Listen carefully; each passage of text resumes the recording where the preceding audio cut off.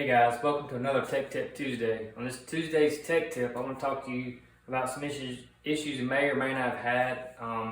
If you're doing performance and you're just trying to get the most out of your car, this is something you may run into in the future, and that's simply ignition. So there's two things that we've run into over this past season that we had to work through.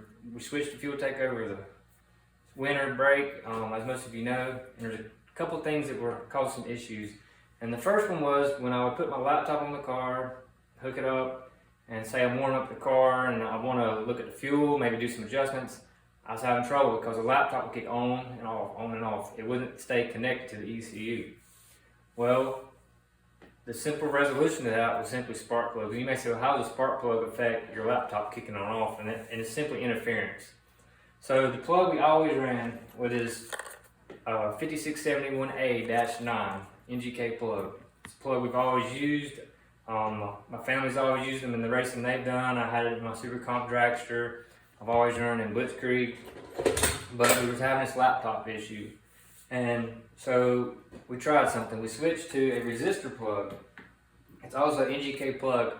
It's a BKR9EIX. It's basically the same plug, except for it has a resistor built in it. The main thing you're going to see between these two plugs is the 5671A-9 has the old school thick electrode in it. And this electrode is just your common day electrode in your spark plugs. But the BKR9EIX has a smaller tip electrode and it has a resistor built inside. And that resistor is helping with the interference. So basically it's collecting the interference that the ignition system is making and not allow it to pass through the ignition system. So by switching to this plug, it allowed us to look at our laptop while it's idling, make some adjustments. If I'm working on two-step, I don't have to cut the car off, make an adjustment, crank back up. And that's basically what I was doing. Even if I want to do a fuel adjustment, I cut the car off, find the tables that I want to change them, crank the car up, see if it works. But with this plug here, the more modern plug, it allowed us to keep the car running, make adjustments. I can be on there for 10, 15 minutes, whatever it takes, make the adjustments and not have any issues. So that was something I wanted to share with you guys, which is a simple spark plug. Now I will tell you this, the 5671A-9 makes a better spark as far as how it performs spark. If you had this hooked to a machine where you could turn the ignition system on, it'll actually have sparks coming all around the circle. So it'll be like a full moon effect of spark, which is awesome for, firing that fuel you're running, whether it's gasoline, methanol, whatever. It's just got an explosive personality. Whereas this smaller resistor tip, it basically just looks like a lightning bolt. It's just one solid line of spark. And then also the higher the RPM, the higher ignition, this plug tends to get very hot to the touch, where the 5671A-9 will stay cool to touch, other than just the temperature of the engine. But if this was just, hooked to a coil system sitting here on the table and I turned it on, the BKs are going to be hot, where, when you cut the thing off and it's done sparking with the 5671A-9, it's going to be, you can touch it. So that's kind of a difference there. The other thing I want to share with you guys is if you're running the VR6, if you're running V8 stuff or whatever, this may help you as well, but this is something that I learned. When we switched to fueltech, I put all fueltech sensors on there. So on the crank sensor, I used the fueltech Hall effect sensor to pick up my crank position to do my firing for the timing system. Well, I want to show you a graph here on the laptop to kind of explain what I'm talking about. So as I was going down the track, I could feel it just cut out. It's almost like I cut the ignition switch off, cut it back on. And if you look right here on the graph, you can see this is a run at Piedmont Dragway. We ran a Carolina No Time race back in April, and this was first round. And when I went to stage the car, I knew there was a problem, and it was just kind of nudging. And I've had this problem before early in the year. We actually had this problem back at Lights Out in Georgia, but we still were able to work through it and get the car to run. But right here, we were racing someone in first round. They went on to win the race. But we were at 150 feet out, we were neck and neck. We were fender to fender, side by side. I knew it was going to be a close race. And if you see this mark here, you can see the graph. It just drops down to zero, almost 0 RPM, and then kicks back up.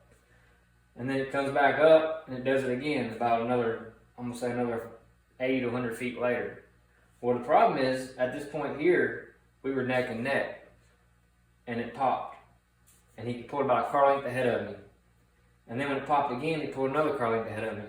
And then at the top, around 9,000 RPM, it started having a little bit more interference. And I actually shut the car down just because I knew it wasn't going to run good. Well, he went through the lights about between 2 and 3 car lengths ahead of me. And by looking at this graph, you can tell if it didn't have these 3, well, obviously 2 bad situations and the interference on the third one, it would have been a very close race, or it may have even cost us a race. We may have been able to pull that off.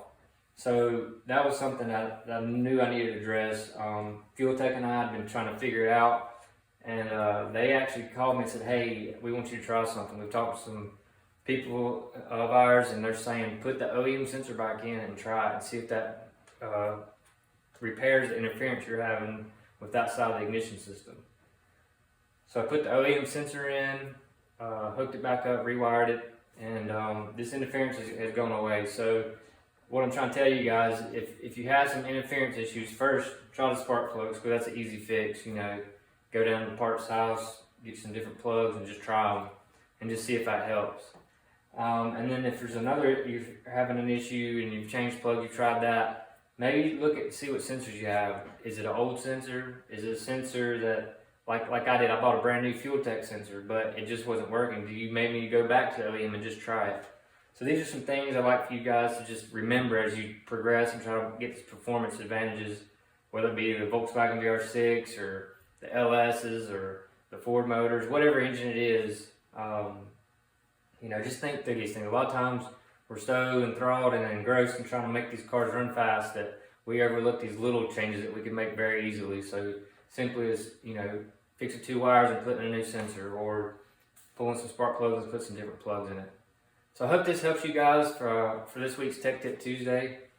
Just put it back in your memory bank, and always remember, if you have an ignition issue, try the simple things first, and then just backtrack from there and see if that'll help you out. Again, I appreciate you guys just commenting and just asking questions and having that interaction with us. I really enjoy it. If you would, invite your friends to like our pages and follow us. I've got some big news coming up here in a few weeks. Probably some things that are in the works, and I'd really like to share it with all you guys when that time comes. Just like, share, leave your comments. If you got any questions about the car that we can share with you, or maybe something we can teach you on, just write it down in the comments below, and I'll just continue to do these every week, and I appreciate it. Till next time, we'll see you.